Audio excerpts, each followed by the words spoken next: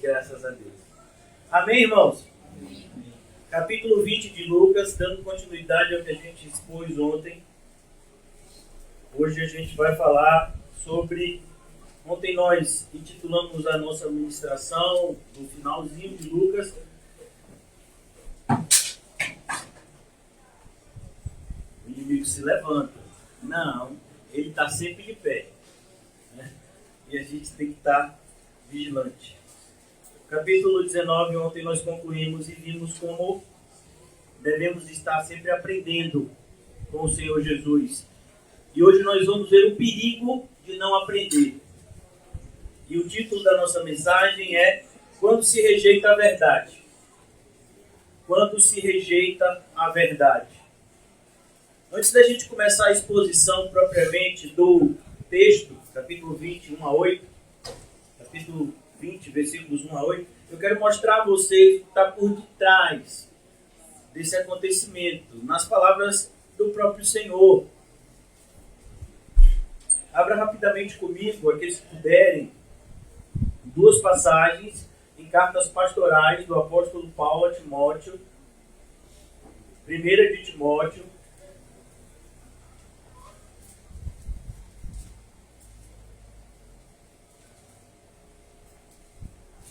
De Timóteo,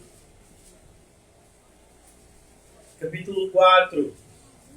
Ora, versículo 1. Ora, o Espírito afirma expressamente que nos últimos tempos, exatamente o momento em que a gente vive, não começou agora, não é algo que está acontecendo apenas nos últimos anos, mas algo que tem acontecido desde a ascensão de Jesus aos céus. Os dias têm se tornado piores e são os últimos tempos que se cumprem. Alguns apostatarão da fé. Essa palavra alguns no original significa muitos, por obedecerem a espíritos enganadores e os ensinos de demônios, pela hipocrisia dos que falam mentiras e que têm cauterizada a própria consciência. O que é uma consciência cauterizada? É uma consciência morta. É disso que o Senhor vai acusar os fariseus. O que é uma consciência cauterizada? É uma pessoa que não pode aprender. Por mais que você ensine a essa pessoa, a consciência dela está cauterizada. Você vai ensinar e essa pessoa nunca vai entender da maneira correta como deve entender, porque a sua consciência está cauterizada. Todos vocês sabem o que é cauterizado. É algo que está morto, é algo que perdeu a sensibilidade. Jesus já havia avisado, o apóstolo Paulo aqui repete. E na segunda carta de Paulo a Timóteo, só você, dependendo de cada Bíblia, né, uma ou duas folhas, até segunda de Timóteo. O apóstolo Paulo, ele diz no capítulo 3, no capítulo 4 de 2 de Timóteo, conjuro-te, ele olha para Timóteo já numa linguagem de despedida. Vocês todos sabem que essa última carta o apóstolo Paulo escreve um pouco antes do seu martírio em Roma. E o apóstolo Paulo então já deixa, é como se ele estivesse passando o bastão para Timóteo. E o que Paulo pedia a Timóteo, que ele não desistisse. É assim que ele começa essa carta. Eu combati o bom combate, eu completei a carreira, eu guardei a fé. Ele vai dizer isso daqui a pouco, no versículo 7 desse capítulo 4. Mas mostrando para ele, é verdade, é difícil ser um cristão, é difícil ser um mestre, um professor na igreja, é difícil você pastorear uma igreja, mas não desista, Timóteo. Não desista. E aqui ele usa essa palavra tão séria. Conjuro-te. A ideia é, eu chamo você para que você assine esse compromisso diante de Deus. É como, por exemplo, quando uma mulher e um homem, eles se comprometem em um casamento, eles fazem isso diante de uma autoridade. Hoje em dia você faz diante de um tabelião, as leis mudaram um pouco, mas antes você tinha que ir diante de um juiz. Era o juiz de registro público, de registro civil, e você tinha que se comprometer e você assinava diante da autoridade. Você não assinava em qualquer lugar. Não é como um contrato qualquer. Ah, não, pega a assinatura lá na casa dele, pega a assinatura da pessoa no outro lugar e leva até o escritório lá. Não, você tem que ir os dois juntos. É uma solenidade. Só o fato de vocês se proporem aquele compromisso, vocês têm que fazer isso de forma solene. Vocês têm que assinar, e tem que assinar junto, e tem que ser diante de uma autoridade, e tem que ter testemunhas, mostrando como aquilo é sério. Hoje em dia o casamento virou essa banalidade, mas antes não era assim. E principalmente no propósito de Deus, não era assim. Quando perguntaram ao Senhor Jesus, vem cá, Moisés disse para dar carta de divórcio. E Jesus disse, vem cá, mas vocês viram como foi no princípio? Deus fez Adão e fez Eva. Então, é importante que a gente tenha essa visão da solenidade de sermos cristãos. Você está aqui na igreja, e você está aqui porque você fez um compromisso com Cristo. E você fez esse compromisso com Cristo diante de Deus. E você vai ser julgado por esse compromisso naquele grande dia diante de Deus também. As pessoas dizem, só Deus pode me julgar. Vem cá, e você não tem medo disso? Porque Ele vai te julgar. Você não tem medo. Só Deus pode me julgar.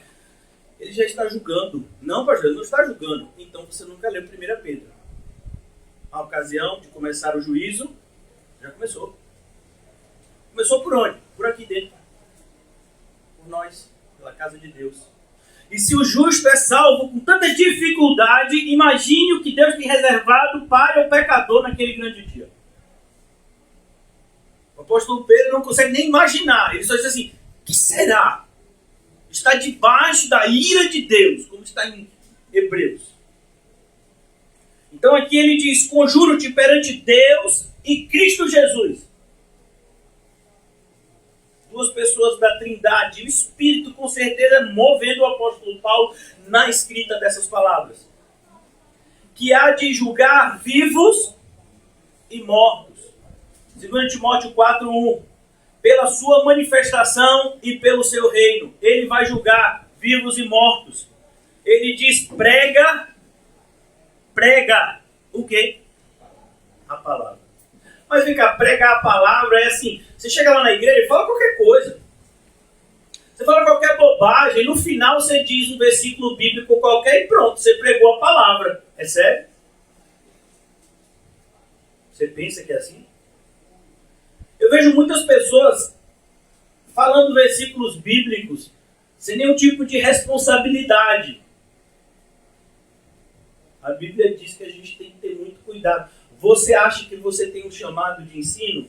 Que bom.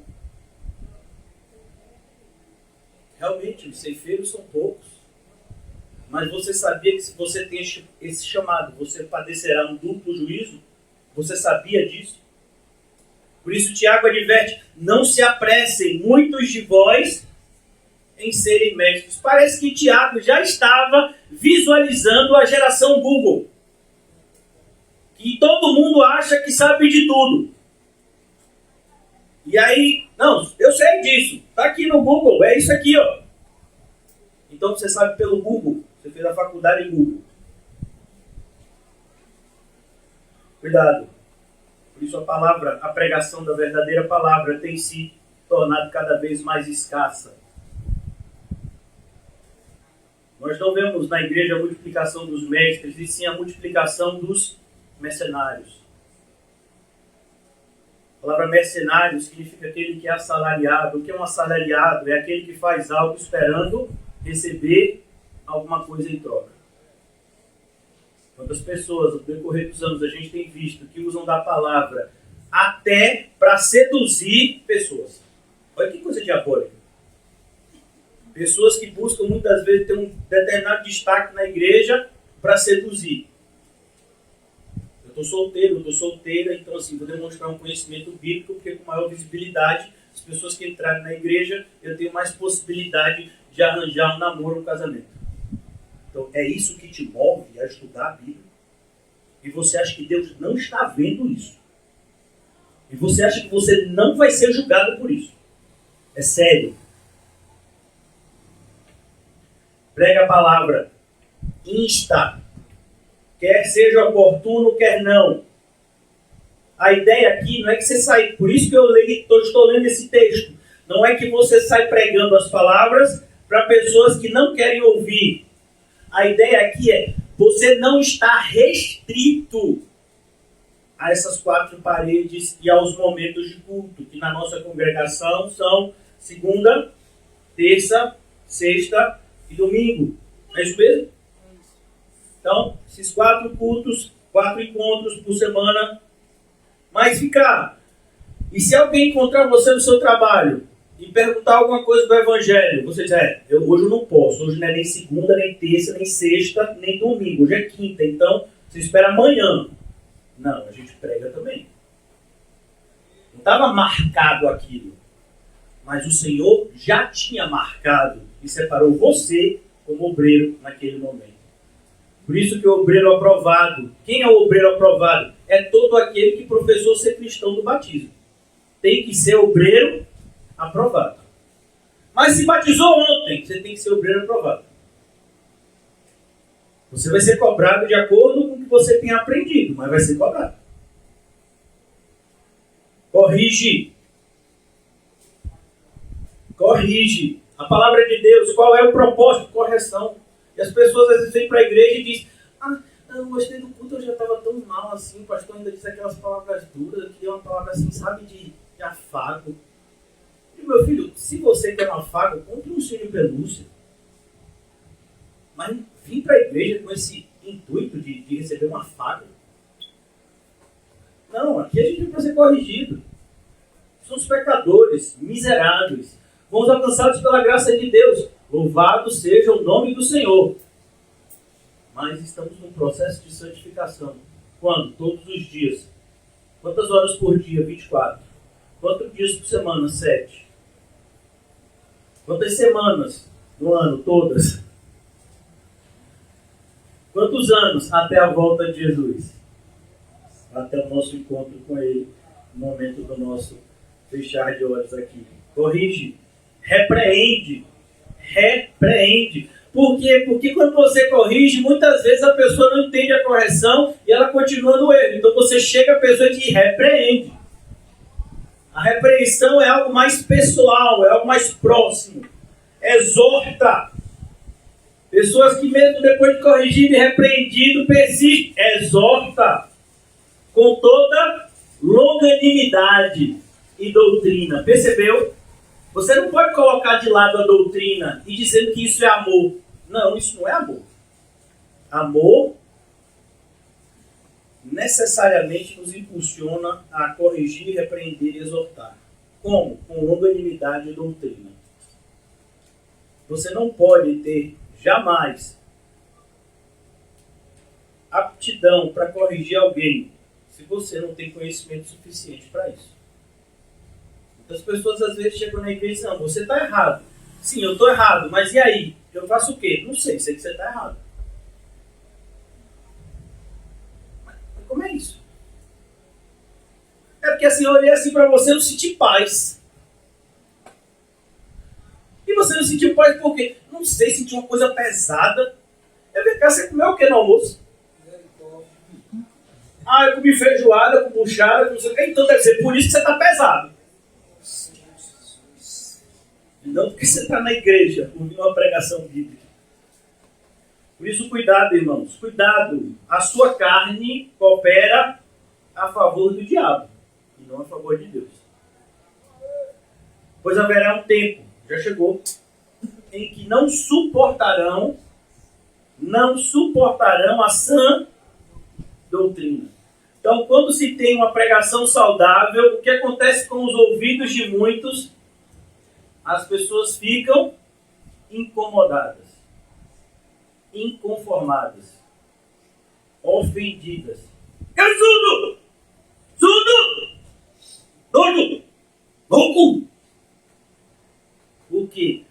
Porque essa doutrina é assim. Ela nos tira de onde muitos de nós nos sentimos confortáveis, que é em cima do muro. É o lugar do não compromisso.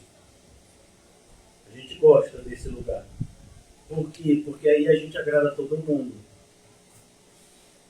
Só não agrada a Deus, mas agrada a todo mundo.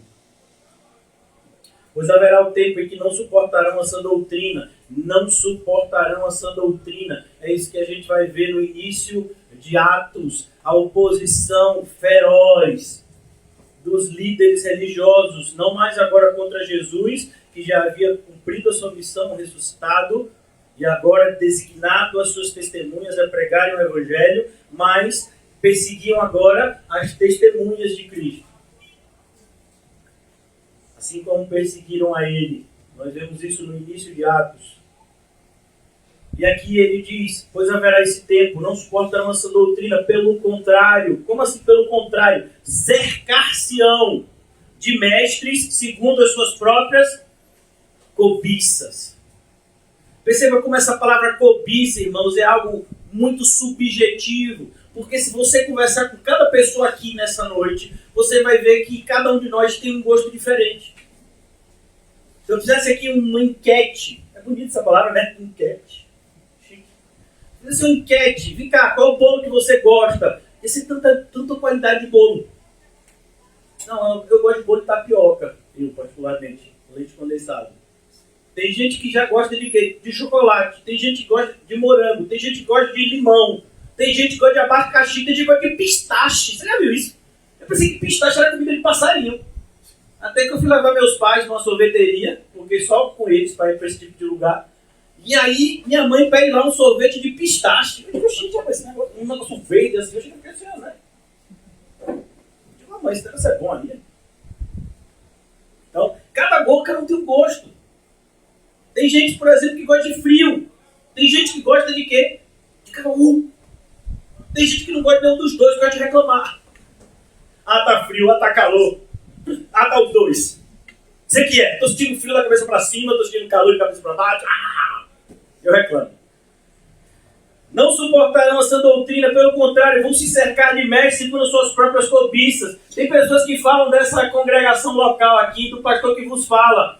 E eu fico imaginando, eu estava lendo esses dias reportagens acerca do posicionamento da maioria dos evangélicos nessa última eleição. Teve uma eleição, eu não vou dizer, não me perguntem, foi na igreja do pastor Silas Malafaia, que no culto de domingo, no culto da ceia, tinha um telão atrás e eles estavam acompanhando a contagem dos votos para presidente. Que igreja espiritual! Por que você não vai para lá?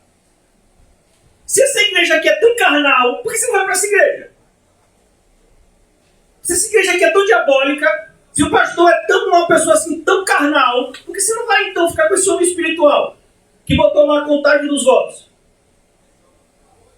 Sabe, irmãos, há um perigo muito grande daquele que vê todos os dias o favo de mel e desprezá-lo.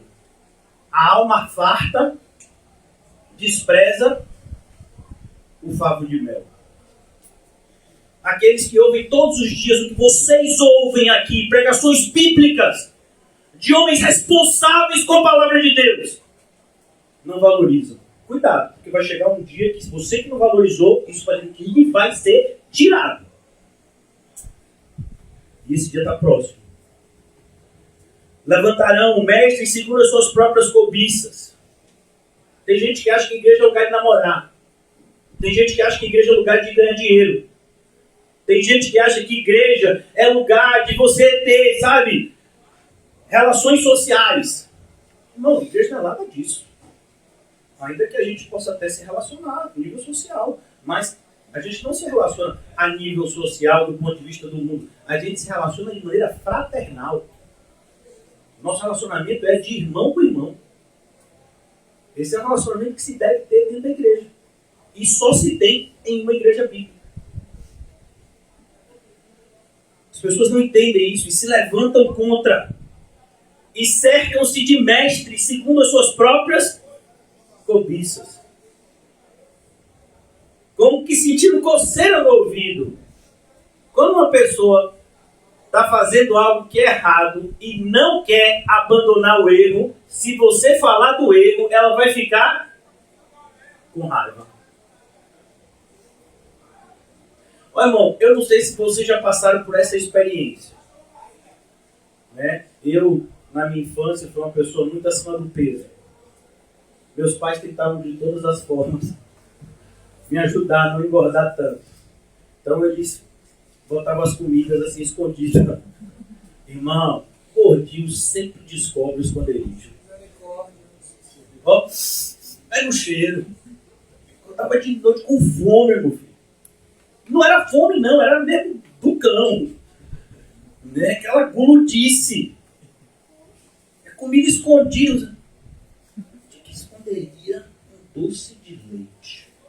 Não, tá no guarda-roupa. Tá no final da geladeira, naquela parte perto das frutas, ali escondida. Aí você ia, tava lá. Aí você comia. E se sua mãe e seu pai lhe pegassem no flagra? Tá bem, você não me deixa comer nada! Aí eu tenho que ficar assim, comendo escondido! A gente ainda quer reverter. Aí você diz assim, pastor, que coisa, né? Meu filho, isso vem desde Caim. Caim foi pego como? No flagra. Cadê seu irmão, Caim? Você acha que Deus não viu o exato momento em que Caim matou Abel? Um Deus que é onipresente, onisciente. Mas ele esperou. E aí, Caim, cadê seu irmão? E eu sou por acaso o guardador do meu irmão? A resposta do indivíduo. Porque a gente é assim. A gente é assim. A gente, quando não quer se arrepender, a gente fica com raiva. Foi George Whitefield que disse isso há quase 200 anos atrás, ou mais de 200 anos atrás. Ele disse, olha, se uma pregação não te incomoda, cuidado, ela pode não ter sido bíblica. A pregação bíblica não se incomoda, irmão. A diferença é que se a gente é crente, aquele incômodo vai ser substituído por arrependimento. A gente vai ver, é isso mesmo. Eu sou essa pessoa. Vou dar um exemplo. Quando Natan entrou na presença de Davi e começou a dizer para Davi aquela história do homem que tinha um convidado e tinha o outro que tinha só uma ovelha, e esse homem que tinha um convidado era rico, tinha um monte de ovelha, mas ele pegou a ovelha que só tinha uma e matou. Davi ficou o quê? Furioso. Absurdo! Aí Natan disse, é verdade, absurdo. É você, Davi. O que você acha que Davi sentiu naquele momento? Não, ele não ficou furioso, não. Ele ficou arrependido. Porque é assim que funciona no coração de um crente. Quando ele percebe que é Deus falando com ele, mesmo por meio de pessoas falhas, como homem. Natan era falho. Mas era um instrumento de Deus na vida de Davi. Davi se arrependeu. Na mesma hora, pequei contra o Senhor. Ele não ficou com raiva de Natan. Se tivesse ficado com raiva de Natan, ele mandava matar Natan. Mas ele não ficou. Então a gente vê que a diferença, irmãos, hoje em dia, do sentimento de tantos na igreja. Versículo 4, e se recusarão a dar ouvidos à verdade. Ó, o espírito do fariseu vivo dentro da igreja. É isso que aconteceu entre Jesus e os fariseus. Eles se recusam a dar ouvidos à verdade. A verdade está lá sendo exposta. Se é uma igreja bíblica, ela está sendo exposta todos os dias. Mas as desculpas vão ser as mais variadas. Se recusarão a dar ouvidos à verdade, entregando-se a fábulas. O que é uma fábula? É uma invenção. Inventa. Então assim, não tem o que acusar, inventa. Fala qualquer coisa. O importante é você tirar a credibilidade do mensageiro, porque aí você também tentar descredibilizar a mensagem. Foi assim que os falsos mestres atacavam Paulo. Eles não conseguiam atacar a mensagem de Paulo, então eles atacavam Paulo. Olha, Paulo está falando isso porque ele não é judeu. Paulo está falando isso porque ele não é judeu de verdade. Por isso que Paulo vai, no momento, tem um determinado momento que Paulo vai dizer, eu sou judeu. Eu sou da tribo de Benjamim, hebreu de hebreus. Segundo a lei, fariseu. Mas Paulo está dizendo aqui que eu não sou nem judeu. Que as pessoas falam, elas inventam coisas para ter com que acusar os verdadeiros servos de Deus. Os verdadeiros servos de Deus, eles sempre vão ser caluniados. E de onde é que surgem as calúnias mais destrutivas? De dentro do povo. Pessoas que se infiltram dentro da igreja com o intuito único de tentar tirar o que nós temos aqui dentro. Amor, paz, alegria, bondade, benignidade, longanimidade, mansidão, fé, domínio próprio. É o que a gente tem aqui. Se você não enxerga, provavelmente é porque você não faz parte daqui. Então ele diz, tu porém, Timóteo, é difícil, Timóteo, ser pastor em Éfeso, no primeiro século, Timóteo, eu sei disso. Mas vai ser difícil para todos os pastores em todas as gerações, e todos os crentes em todas as gerações. Tu, porém, ser sóbrio. O que é uma pessoa sóbrio? É uma pessoa que não se deixa levar pelas emoções. Por que, irmão? Quando você está certo e alguém vem e te acusa de algo que você não fez, você fica o quê? Você fica tranquilo, né? Amém? Aleluia? Não, a gente fica indignado. Tira meus direitos! Esses santos morais! Essa calúnia, difamação! Eu nunca estive nesse local que essa pessoa está dizendo que eu estive. É claro. Deus sabe disso. Mas estão me difamando. Deus já sabia disso e disse, quando te difamarem, fique furioso, feliz. Porque fizeram isso com Jesus. Você quer ser igual a Jesus? Então você vai ser difamado. Disseram que Jesus era glutão. Imagina, Jesus era magro. Jesus era uma pessoa que os próprios discípulos, a sua mãe foi em busca para pegar ele, porque o bichinho nem comia. Pessoas o tempo todo pegando ele de um lado do outro, fazia isso, fazia aquilo. Ele nem comia. Os discípulos, mas só não come. E eles, eu tenho uma fome, fazer a vontade do Pai que está no céu. Preciso trabalhar enquanto é dia, porque a noite vem quando ninguém pode trabalhar. E os fariseus olhavam para eles, aí vai um glutão. Que era glutão dos fariseus. Mas eles acusaram Jesus disso. E disseram que Deus encarnado era o quê? Era alguém que fazia o que fazia pelo espírito de Beelzebub. A expressão é Beelzebub. A gente que fala, né, Beelzebub no português. Mas eles olhavam e diziam, você faz o que faz por causa que você está com o maioral dos demônios, Beelzebub. Falaram isso de Jesus.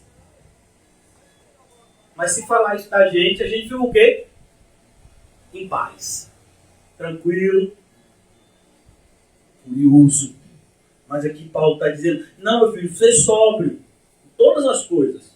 Suporta as aflições. Aí você fala, mas aflições de quê? Faz o trabalho de um evangelista. Não, quando você for pregar a palavra de Deus, seja você alguém que é chamado para fazer isso em público, como eu estou fazendo, ou de maneira pessoal, meu filho, você vai ser perseguido. Hoje foi um dos dias mais difíceis da minha vida. Mas eu estou aqui pregando a palavra de Deus para você. Esse último ano foi o mais difícil da minha vida. E fora que no ano retrasado eu quase morri com a Covid. Mas foi esse ano que foi o mais difícil. Uma das coisas que mais tem me deixado triste é o posicionamento de alguns irmãos dentro da igreja. Mas eu sempre olho para a palavra de Deus e vejo o que eu estou mostrando para vocês. suporta as aflições, faz o trabalho de um evangelista, cumpre cabalmente o teu ministério. É isso que a gente está vendo Jesus fazer lá no capítulo 20 de Lucas.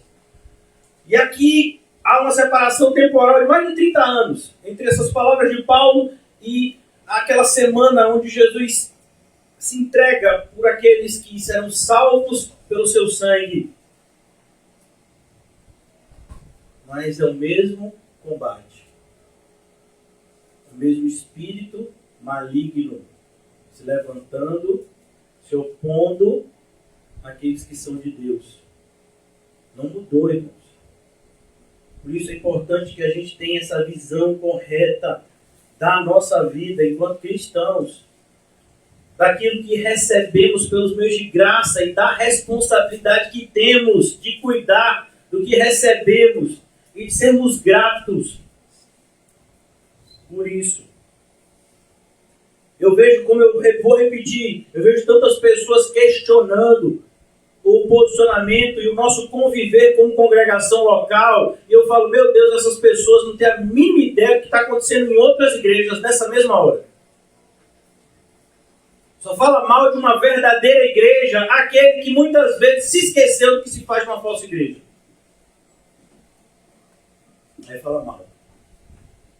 Mais uma vez, a alma farta pisa o favo de mel. Será que você não está fazendo isso? Será que você não é um desses que está se fartando? Meu Deus, eu não aguento mais pregações bíblicas. Por que ninguém vem aqui e me engana?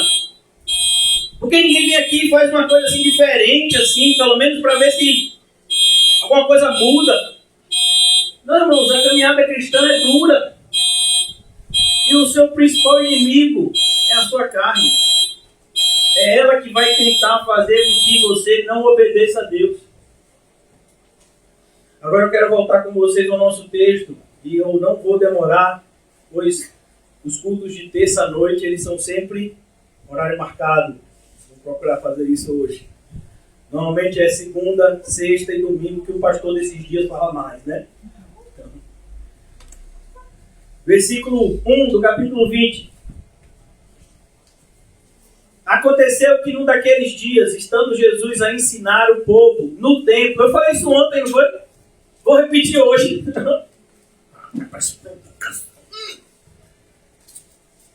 Mais uma vez. Você acha que é ser fácil? Você acha que é fácil ser crente na igreja?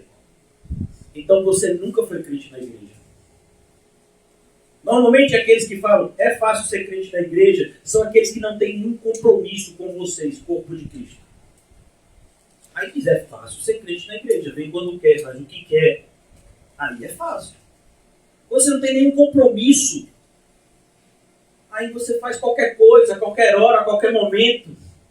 Aí é fácil. Por isso que as pessoas gostam tanto do Natal. E aí no Natal você vai lá, pega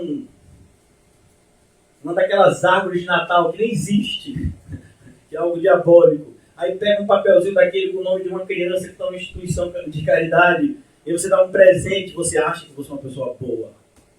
Você está ajudando uma pessoa menos favorecida. É mesmo que você acha que você é? É não. Você é um perverso que está tentando disfarçar a sua perversidade, mas só está se fazendo mais digno de condenação com essa atitude nécia.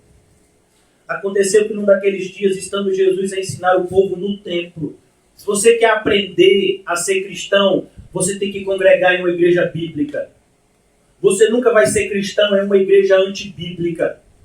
Teve uma pessoa que disse que ele tinha até chamado de mestre aqui no nosso meio. Era uma senhorita. Disse que tinha chamado de mestre. Desconheço isso, mas ela dizia. E aí ela falava que tinha esse chamado de mestre. E tentou combater com outras irmãs que pessoas em falsas igrejas estão sendo salvas. Mas me diga aí, como é que uma pessoa pode ser salva com a mentira? Como é? Você já parou para pensar nisso? Como uma pessoa pode ser salva com a mentira? A pessoa está numa falsa igreja, ela nunca recebeu o verdadeiro evangelho. Como é que ela pode ser salva com isso? Então você está me dizendo que uma pessoa está lá no islamismo e aí ela pode ser salva lá? Se ela recebeu o evangelho, crê no evangelho, crê em Cristo, ela vai ser salva, claro. Mas se ela estiver crendo no islamismo, que é uma falsa religião, e ela morre crendo no islamismo, ela é salva? Mas tem evangélicos que dizem, não, é porque assim, a gente não pode falar que não vai ser salvo. Se você não pode falar, então você nunca leu a Bíblia. Porque você devia falar. Isso é uma coisa que você devia ter certeza. Porque a Bíblia deixa isso assim de forma... Eu vou usar até uma palavra assim, bem difícil, que é para ficar marcado na sua mente. Você lembrar de mim dizendo isso. Indubitável. É algo que não deixa dúvidas. Todo aquele que crê será salvo. E quem não crê, talvez seja salvo. Está assim na sua? Porque na minha não está. Quem não crê, já está condenado. Mas aí na nossa mente a gente acha isso muito assim, né? Muito perverso. A gente acha uma perversidade da parte de Deus condenar alguém que não crê em Cristo. E o Filho de Deus ter vindo e morrido daquele jeito não é perversidade. O homem é bonzinho. A gente não entende Deus. Aí, às vezes, se sente ofendido só em ler Isaías. O jumento entende, o boi entende, meu povo não me entende. Não está falando dos filisteus ali não, viu? Não está falando dos filisteus, não está falando dos cananeus, dos midianitas, está falando de quem? Do judeu ali. O meu povo não me entende. Os evangélicos hoje, na sua grande maioria, não sabem a diferença do verdadeiro para o falso evangelho. Por isso, hoje em dia, saem por aí dizendo, não, é tudo evangelho, porque aí é mais fácil.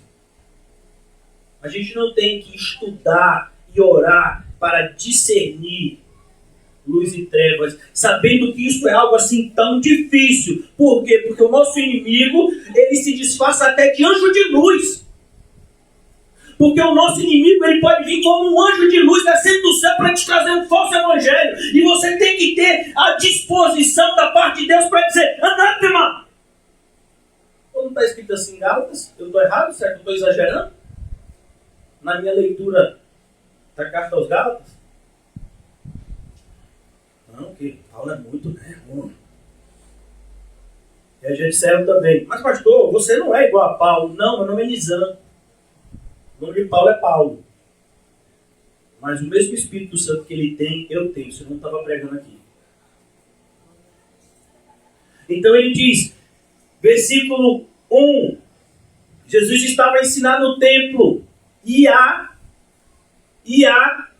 evangelizar. Aonde? No templo. Não, pastor, mas a gente evangeliza fora da igreja. Ô, meu filho, a gente evangeliza na igreja. Fora da igreja também. Mas quem mais precisa ouvir o evangelho é a gente. Para poder a gente ter a autoridade para propagá-lo. Mas a gente vai propagar algo que a gente não tem segurança. Sobrevieram os principais sacerdotes, os escribas, juntamente com os anciãos. As autoridades, aqueles que achavam que davam as cartas. Na igreja tem gente assim, que acha que manda. Até hoje, eu tenho aprendido que só quem manda na igreja é Cristo. E aqueles que verdadeiramente estão sujeitos a Cristo, eles veem na igreja um local de se comportarem com ordem e decência. Aqueles que não estão subordinados às autoridades que o próprio Senhor constituiu, esses, a Bíblia chama-os de insubordinados. E o arguíram nestes termos, dize-nos com que autoridade faz essas coisas até hoje. Se você chegar e pregar algo bíblico e disser, olha, precisamos nos adequar à Bíblia, mas com que autoridade você fala isso? A autoridade da Bíblia. É a Bíblia que nos dá autoridade para falar o que falamos. Por isso que não podemos falar nada além do que está escrito e nem aqui. Não podemos falar a mais e nem a menos. É as Escrituras. E arguíram nestes termos. Diz-nos com que autoridade faz essas coisas. Que coisas, irmãos? No bolso. Jesus tinha acabado de pegar no bolso. O que foi que Jesus tinha feito? A segunda purificação do templo. Que é que ele expulsou do templo o comércio. E uma parcela daqueles lucros iam para esses homens. E agora eles se sentem no prejuízo. E a culpa é de quem? É do pastor. Nada, eu estava bem. Entrei nessa igreja, o que acontece? Pastor, ele. Autoridade, ele fala para eu fazer isso. Diz-nos com que autoridade faz essas coisas. Ou quem te deu autoridade. É como você dizendo, meu irmão, se o outro irmão te fez alguma coisa, perdoa. Mas com que autoridade você está me mandando perdoar? Agora veja. A Bíblia diz que aquele que não perdoa não é perdoado. Aí as pessoas estão na igreja com o coração cheio de rancor e de amargura. E se alguém exorta, ainda diz, mas com que autoridade você me fala essas coisas? A Bíblia. A Bíblia nos dá autoridade para falar isso. Mas essas pessoas, como nós já vimos, eles rejeitam a verdade. Cuidado, irmãos, para que você não seja incluído no grupo daqueles que darão crédito à mentira. Versículo de número 3. Respondeu-lhes, também eu vos farei uma pergunta, dizei-me. Olha como Jesus faz. O que Jesus está mostrando para a gente, o cumprimento prático de um ensino que ele já havia dado. Mas pastor, que ensino? Vamos lá. Não é terça-feira? Pois é. Mateus 7, Sermão do Monte. Vocês aprenderam na terça-feira. Mateus 7. Versículo 6. Mateus 7, 6. Não deis aos cães o que é santo. O que está acontecendo em Lucas 20? A prática dessa teoria. Não dê aos cães o que é santo. Os fariseus eram quem? Os cães. Eles estavam querendo o quê? Matar Jesus. Eliminá-lo. Olha que palavra forte. Eles queriam eliminar Jesus da face da terra. Por isso Jesus não nos responde. Mas faz outra pergunta, como nós vamos ver. Não deis aos cães o que é santo, e nem lanceis ante os porcos as vossas pérolas. Bom, se uma pessoa está escarnecendo do Evangelho, está tendo um comportamento abertamente anticristão, você não vai estar exortando essa pessoa o tempo todo.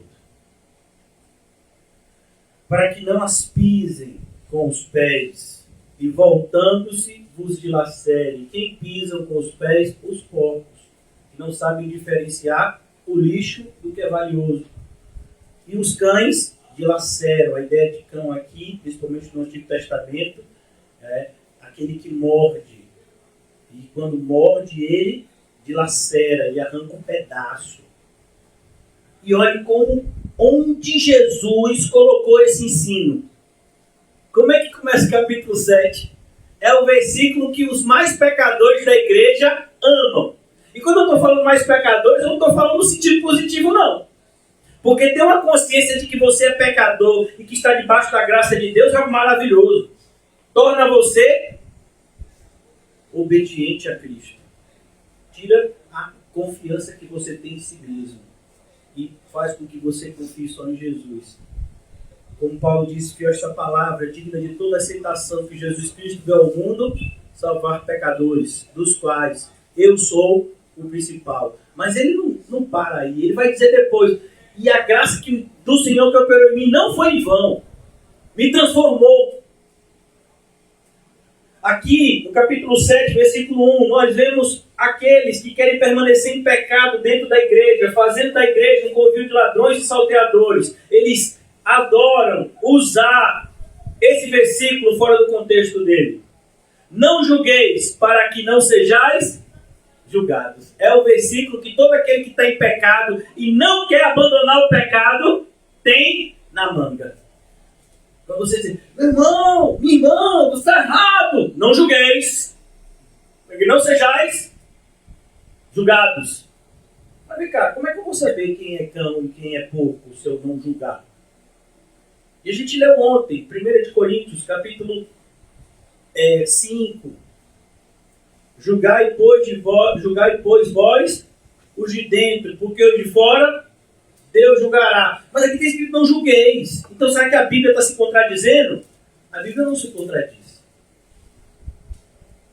Aqui ele está dizendo, você não deve julgar, e você compreende mais quando você lê o Evangelho de João. Não julgue segundo a aparência. Esse julgamento que Jesus repreende. Mas julgue conforme o reto juízo de Deus. Jesus ensina assim no Evangelho de João. E é isso que ele está dizendo aqui. Pois com critério, e aqui o que Jesus está reprovando era o que se fazia na época dele. Infelizmente alguns ainda têm essa prática. 2 pesos, 2 medidas. Eu sei que isso é errado. É errado na sua vida, na minha não. Eu exorto você. Mas você já viu aquele pessoal? Eu já vi esse pessoal cara de pau dentro da igreja. Diz assim, não olhe para mim. Olhe para Cristo. Vem cá, meu filho, que tipo de pecado você está querendo esconder? É sério que você acha que vai para o céu com esse tipo de diálogo, com esse tipo de discurso? Sabe como é que a Bíblia ensina a gente? Sede meus imitadores, como eu sou de Cristo. Que conversa é essa? Não olhe para mim, olhe para Cristo. Você não é um cristão? E você sabe o significado dessa palavra? É um pequeno Cristo. Então, se eu olho para você, eu tenho que ver você um pequeno Cristo. Como é que eu não vou olhar para você? É claro que a minha fé está em Cristo. Mas se você é um cristão, você deve ter características que te assemelham como seu Salvador. Que conversa é essa? Não faço o que eu faço. Faço o que eu ensino, o que eu mando. Você é maluco? Você diz isso para alguém? Pais que usam esse tipo de filosofia. E ele diz aqui, com a mesma medida que tiverdes medido, vos medirão também, porque os fariseus faziam isso, como Jesus vai dizer nesse Evangelho de Mateus, lá no capítulo 23. Vocês atam fardos pesados que vocês não querem carregar. É isso que Jesus está reprovando aqui. E não o fato de você ter a obrigação de saber discernir a luz das trevas, o certo do errado. Mais uma vez, irmãos, eu não vou aqui me prolongar, mas eu preciso mostrar na Bíblia para vocês, porque eu sei que a sua carne não quer aprender isso. Mas eu vou ensinar. Porque a gente está no templo e eu vou ensinar. 2 de Coríntios. Ontem eu ensinei 1 Coríntios, hoje vai ser 2 Coríntios. 2 de Coríntios, capítulo 6, versículo 14. Para aqueles que... Pastor, eu estou orando para me casar com uma pessoa. Ela não é crente ainda não, viu? Aí, o que você diz, pastor? Que você também não é crente. Os dois precisam se converter. Como é que você diz que você é crente? Está orando para se casar com um não crente. Você está maluco? Não, pastor, não. Mas Deus salva. Meu filho, pode salvar você, né? Capítulo 6, de 2 Coríntios, amém? Versículo 14. Pastor, joga água fria nos meus sonhos tudo. Sabe o que me chamaram já no passado? Assassino de sonhos.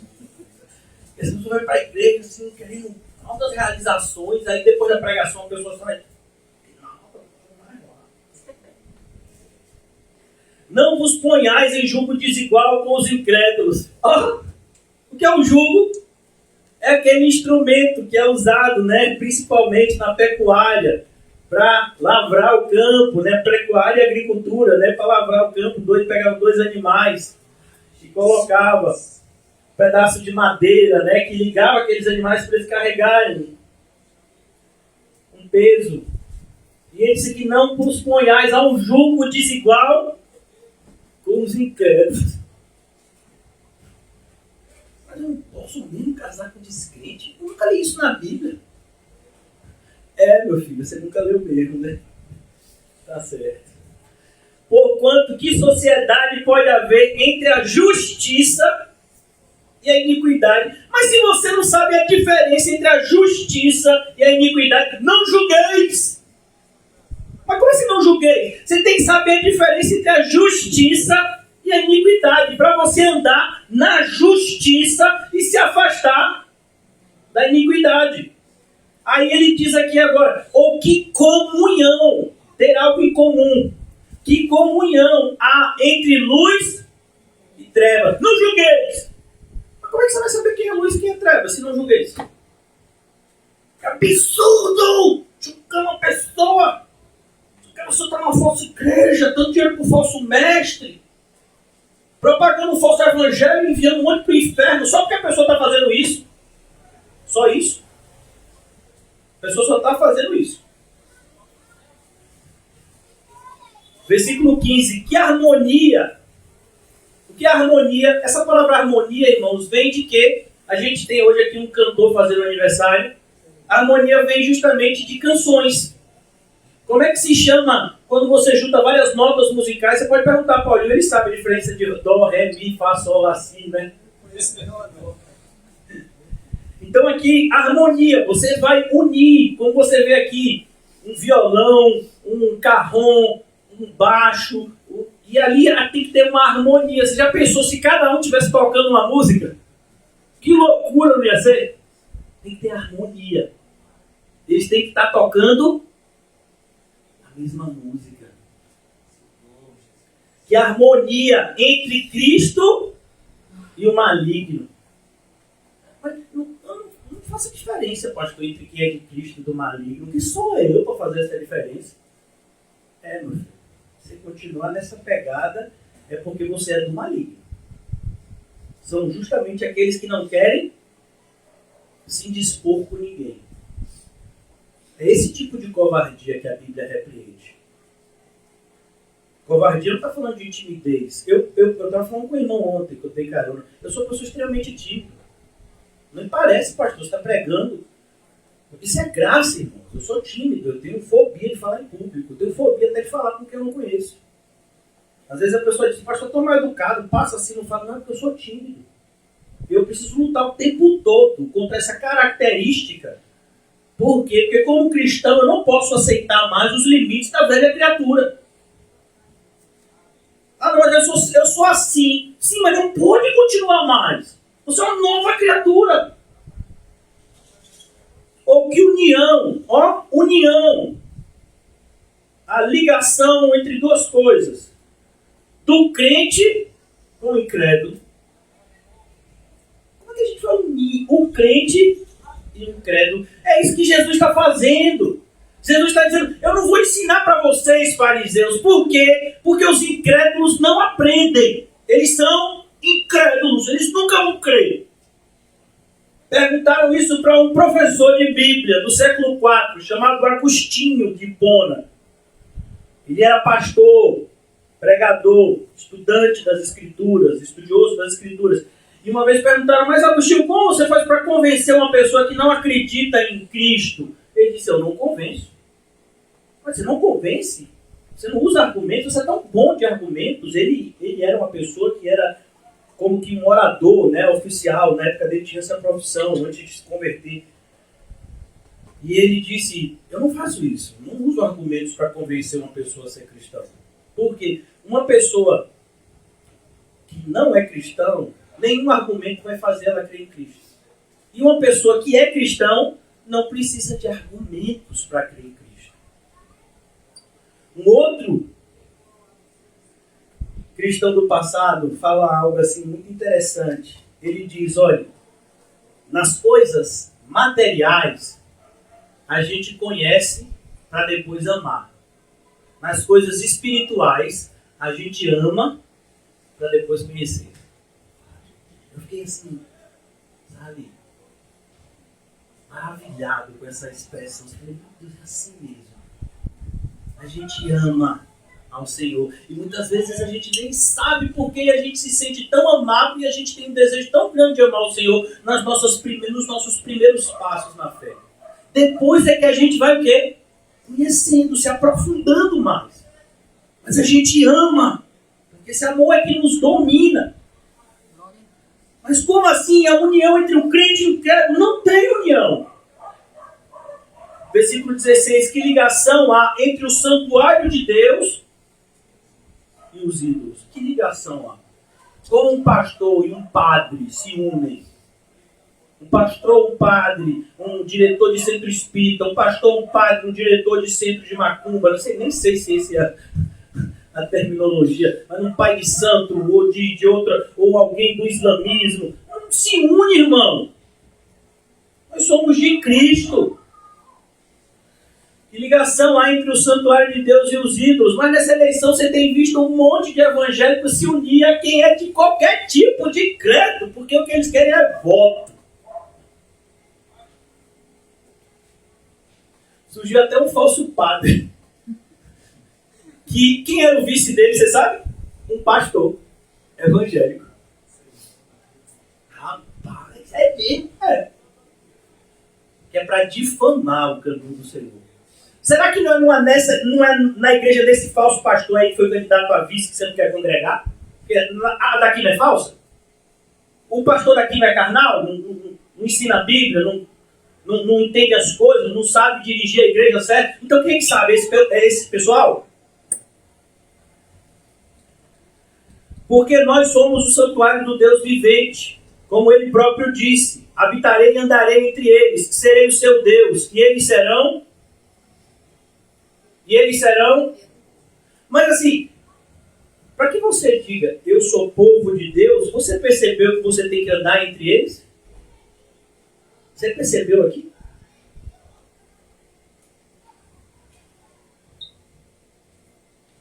Aí ele continua.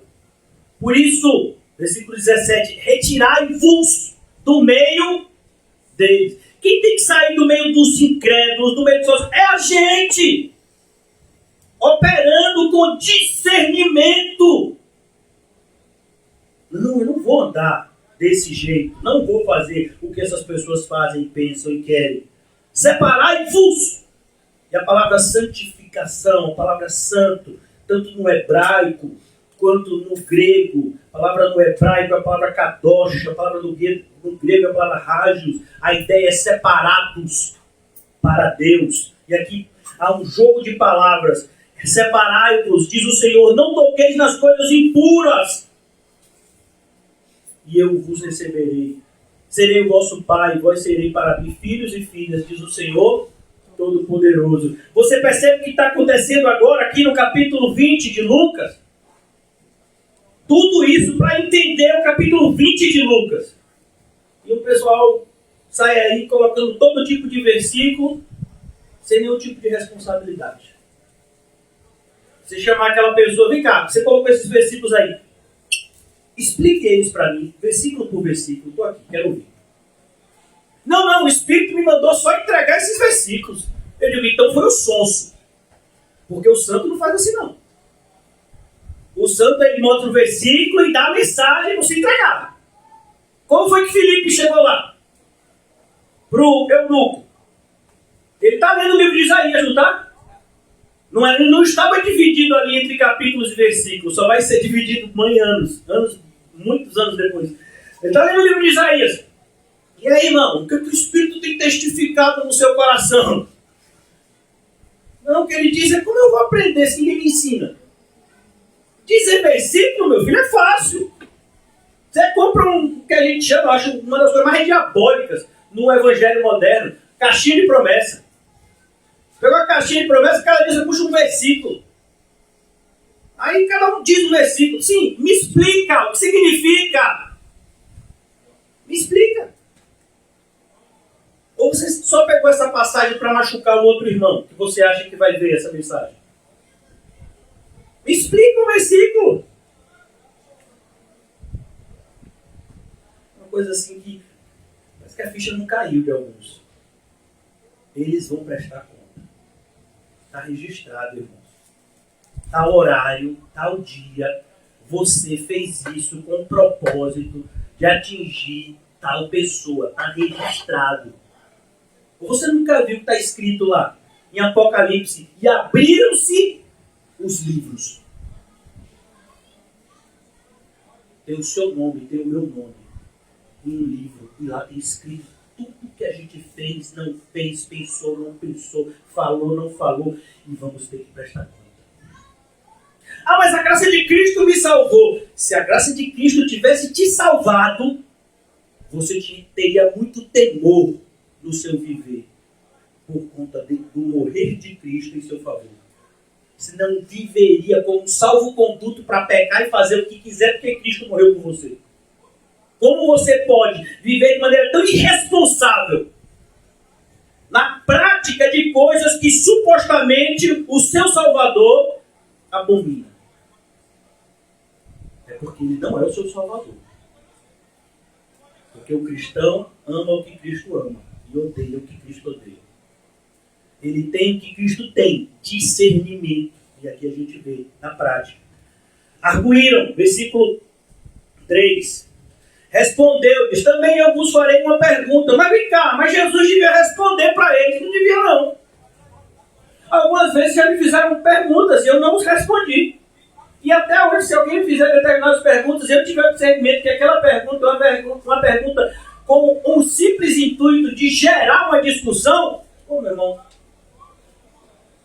fique em paz. Eu não vou lhe responder. Mas por que você não vai me responder? Você já tem a sua resposta. Você quer simplesmente pegar a sua resposta e, sabendo que a minha é diferente, gerar uma discussão. E eu não vou discutir com você. Porque eu não fui chamado para discutir. Eu fui chamado para pregar. Eu disse isso uma vez. Para uma pessoa que supostamente pregava na igreja também. Ah, eu quero discutir com você esse assunto. Eu digo, você vai discutir sozinho. Eu não fui chamado para discutir. Respondeu-lhes, também eu vos farei uma pergunta. Dizei-me, o batismo de João era do céu ou dos homens? Por que ele se refere ao batismo de João? Porque João foi que pregou dele. Se as pessoas não deram crédito a João, não dariam crédito a ele. É como, por exemplo, a pessoa vem falar um monte de coisa com você, porque você se diz evangélico, e aí você pergunta para a pessoa, vem cá, você crê que a Bíblia é a palavra de Deus? Aí a pessoa diz, não, então pronto, então eu não vou falar com você. Eu não vou explicar porque eu creio desse jeito. Mas por que você não me explica? Porque você não acredita na palavra de Deus.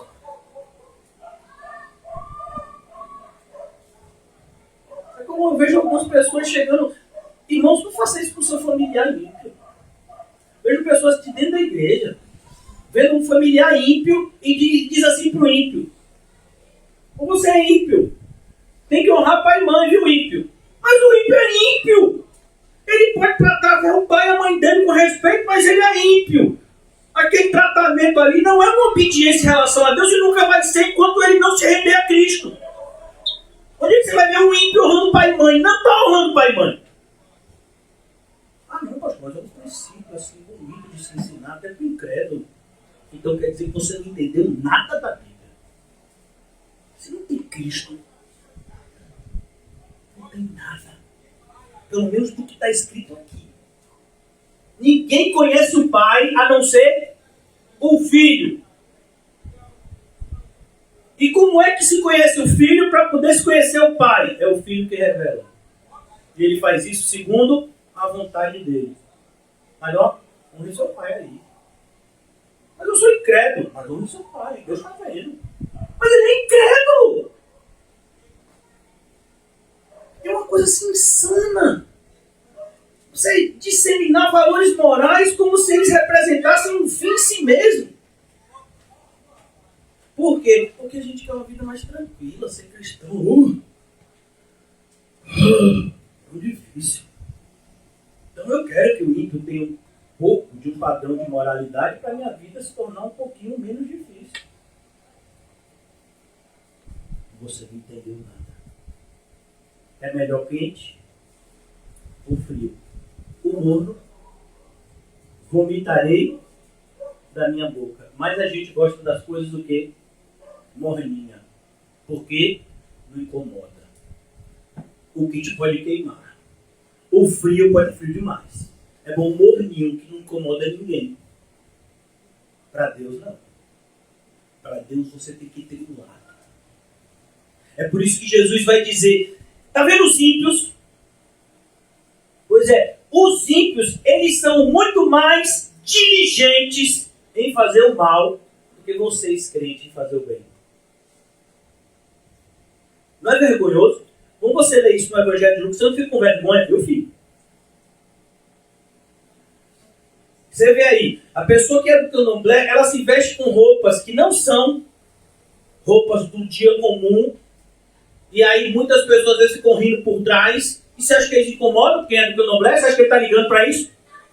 O pessoal do candomblé rapa a cabeça, vai para cemitério meia-noite, bota despacho em tal lugar. E ele está nem aí que você se incomode ou não. E ele vai lá fazer as coisas para a entidade lá que nem existe. Aí você diz que é crente, que acredita no Jesus, da Bíblia. E aí tem as coisas que ele mandou você fazer. Ah, mas eu não sei. Ah, mas é tão difícil. Ah, mas está tão difícil. Mas vem cá, você, quando você foi chamado para seguir o caminho, não foi lhe avisado que ele era estreito e apertado? Por que você está agora dizendo isso? Então Jesus olha e diz, o batismo de João era do céu ou dos homens? Ele podia dizer isso para a nossa geração. Vem cá, vocês são evangélicos, né? Mas cadê o evangelho? Não vou nem falar do Antigo Testamento, os 39 livros do Antigo Testamento. Eu estou falando dos 27 do Novo. E aí, você já leu? Você nunca leu o Novo Testamento? Você não pode dizer nem que você é evangélico. Porque você não leu. É como uma pessoa que pega um contrato e assina sem ler. Aí depois, chega lá a pessoa e diz, sai da sua casa. Você vai, como é que eu vou sair da minha casa? Está aqui o contrato que você assinou. Você estava passando a sua casa para mim. Ah, mas eu não li. E como você assinou? Como você assinou? Você fez um compromisso com Cristo diante de Deus. E nem o Novo Testamento você lê e estuda. Eu não estou dizendo para você se satisfazer com isso, não. É toda a Bíblia, viu? Mas nem o Novo. Sabe, irmãos? É o mínimo. Eu não estou falando só de ler, não. Estou falando de ler e estudar. E estudar com o intuito e com o coração cheio de responsabilidade que você pode ser chamado a dividir aquilo com alguém. E você tem que saber fazer. Você tem que estudar nesse intuito assim. Eu amo a Cristo e ele pode botar uma pessoa para dividir a minha fé. E eu tenho que saber o que está escrito aqui. Não. Joga qualquer versículo bíblico. E aí o Espírito me disse para entregar essa mensagem para você. Já me fizeram isso várias vezes. Eu digo, vem cá, você que está me entregando essa mensagem. O Espírito que lhe mandou entregar essa mensagem não disse não o que significa. Não, ele só me mandou esse versículo aqui. Eu tive um sonho assim, fala para o pastor. Olha o versículo. A palavra de Deus não mostra isso. Deus não nos dá espírito de confusão. Ele nos ensina a ensinar. A apresentar as coisas claramente. Sem entraves. Então ele continua e diz aqui, versículo 5, então eles arrazoaram entre si, é o que as pessoas fazem. Elas não estão querendo aprender, elas querem estar certas. Meu irmão, eu não quero estar certo, eu quero estar do lado de Jesus. E eu oro todos os dias, Senhor Jesus, se eu estiver errado, me corrija, Senhor. Espero que vocês tenham feito essas mesmas orações. Mas, infelizmente, no meio evangélico tem um monte de gente que quer estar certo. Mesmo sabendo que está errada. Olha que coisa louca, irmão. Mas, pastor, que coisa... Parece até uma contradição, parece, mas é isso mesmo. Tem gente que sabe que não é aquilo, mas ela quer estar certa, ela vai defender o ponto de vista errado dela até o fim. E onde é o fim? No inferno. Eles que rejeitam a verdade. Então eles arrazoavam entre si. Se dissermos do céu, ele dirá, por que não acreditastes nele? Mas se dissermos dos homens, o povo todo nos apedrejará, porque está convicto de que João é um profeta. Olha, irmãos, eu falo com toda sabe, responsabilidade e ao mesmo tempo com uma tristeza no coração por isso que está acontecendo. Tem gente que tem uma agressividade, e a palavra é essa mesmo, em se relacionar com o pastor da igreja, mas com o ímpio que mora na rua dele, é melhor amigo. Vamos fazer um churrasco? Vamos fazer um passeio? Vamos fazer alguma coisa? Mas com os irmãos da igreja, e principalmente com o pastor, que é o que vos fala, é um sentimento de agressividade, de oposição, de rebelião. Aí você entende quando você lê Paulo escrevendo isso há tantos anos atrás. Por acaso eu me tornei inimigo de vocês por falar a verdade? Mas parece que sim. Parece que hoje é o que acontece, como no passado. Mas, versículo 6, se dissermos dos homens, o povo nos apedrejará. Olhem para isso, eles não estão preocupados o que é certo, eles estão preocupados em que eles sejam respeitados pelo povo. Então, se a gente disser aqui que é de João, eles nem cogitam assim, irmão, vem cá, será que o batismo de João não é verdadeiro? Você vê que a pergunta deles não é nesse sentido, em tentar descobrir a verdade. A pergunta deles é em não ficar feio diante do povo. Eu não quero que o povo pense mal de mim, como lá em Saul. Quando Samuel exorta Saul, qual é a preocupação de Saul? Ô Samuel, faço não, o povo aqui vai... Você tem que me dar uma moral aqui no frente do povo, para o povo continuar, né? Me respeitando como rei. Então, muitas pessoas estão em busca desse respeito e desse padrão social, onde as pessoas te olham e te têm um conceito elevado de você. Tem muitas pessoas que não estão se arrependendo com receio de serem julgados. Quando, na verdade, o receio que deveria estar no nosso coração é o do juízo diante de Deus naquele dia. A gente já leu aqui a história verídica de um crente, Zaqueu. Imagine Zaqueu batendo na porta de uma pessoa e devolvendo um dinheiro e admitindo que tinha cobrado a mais. Você já imaginou esse cenário? Você é mau caráter. Eu sabia que você era mau caráter. Eu não vou devolver, porque eu até quero devolver. Eu vou fazer o seguinte: eu vou botar o dinheiro na porta da pessoa e vou sair correndo. Aí a pessoa pega o dinheiro lá. Foi isso que ele fez? Não. Ele está aí fazendo a responsabilidade dele e que ele admitia diante de todos. Se você está querendo colocar o seu pecado debaixo do tapete, é porque você não se arrependeu dele. Não, pastor, eu me arrependi, mas não quero que o pessoal saiba assim que eu fiz. Davi, esse se arrependeu do pecado e ele escreveu um salmo descrevendo o seu pecado, o pecado dele. Ele não esperou alguém falar. Senão alguém vai falar, sou eu. Eu fiz isso. Aí a gente tem outro crente, chamado Asaf, que pecou. Pecou como? Achando que quem tinha vida boa era quem? Os ímpios. Vocês não são assim, amém? Ninguém aqui fica agoniado com a prosperidade do ímpio. Aleluia! Todo mundo aqui feliz por ser cristão, feliz por carregar uma cruz, ter renunciado a tudo e seguir a Jesus. Aleluia! Mas tem pessoas que passam por essa dificuldade como Asaf passou. E ele não levou aquilo para debaixo do tapete, ele falou em público, fui eu. Eu agi como um animal irracional. Eu quem? Eu Asaf. Aí hoje em dia você repreende uma pessoa. O que eu vou pensar de mim? Que você é um pecador miserável, que se arrependeu.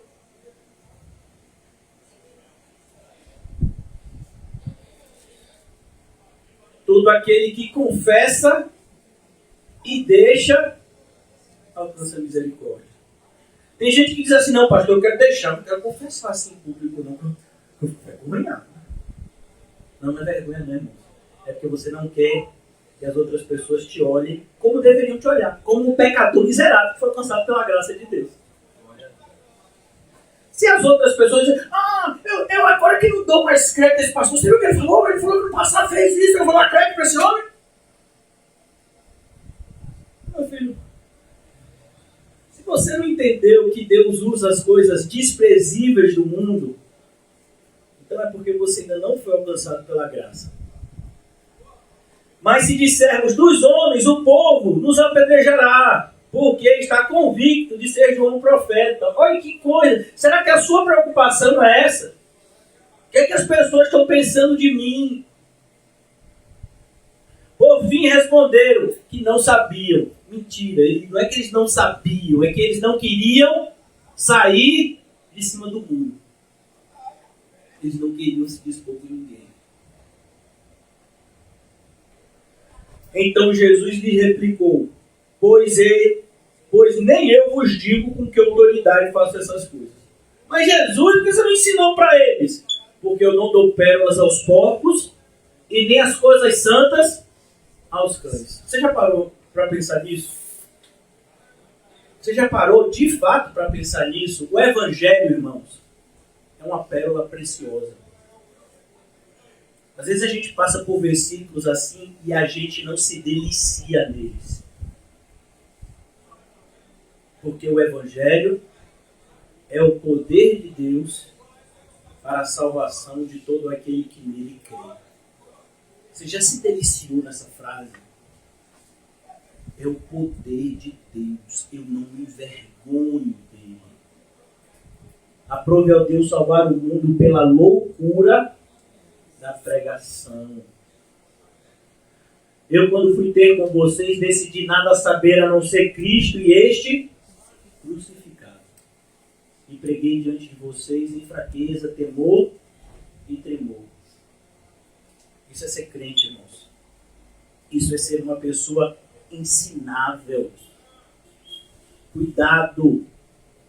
Cuidado para que você não se veja cauterizando a sua consciência.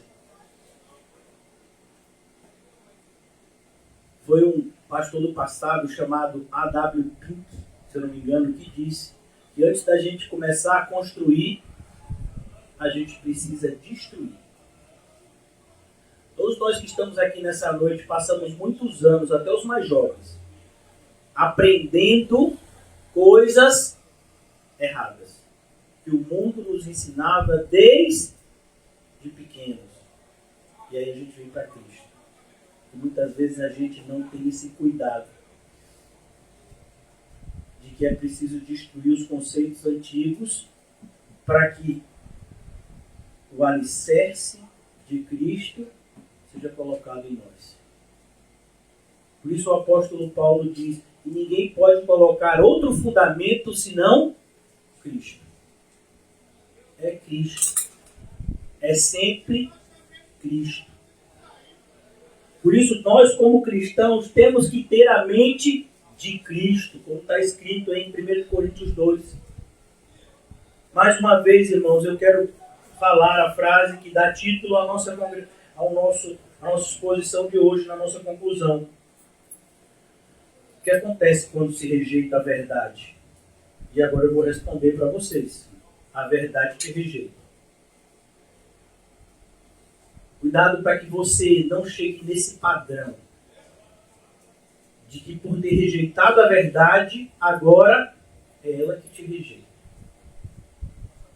Que o Senhor tenha misericórdia de nós e nos dê olhos para ver, e ouvidos para ouvir o que Ele tão amavelmente tem nos ensinado por sua graça. Ó Senhor Jesus, o Senhor sabe quem somos. A necessidade desesperadora que temos de nos arrepender dos nossos maus caminhos e nos voltar para Ti em um arrependimento acompanhado de obras dignas de arrependimento.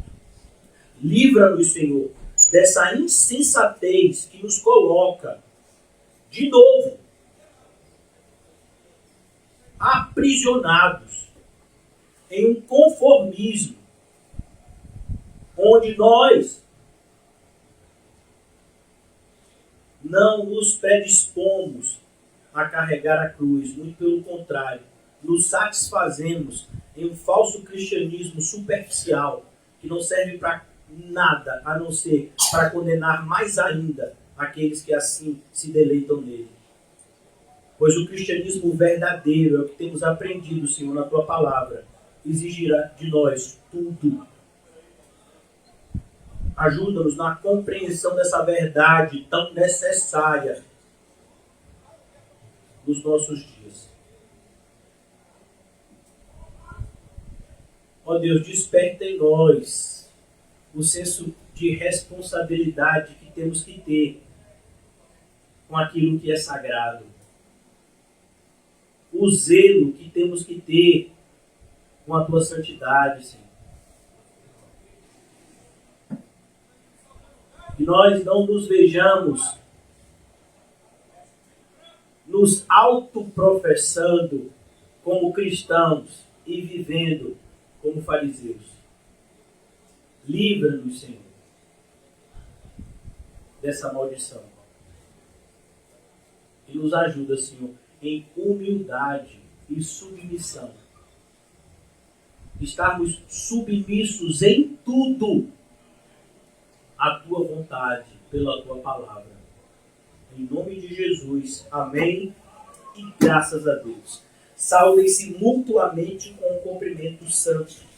O amor de Deus o Pai e as doces consolações do Espírito Santo e que a graça maravilhosa do Senhor Jesus esteja sempre conosco. Nós dizemos amém. Saudem-se mutuamente.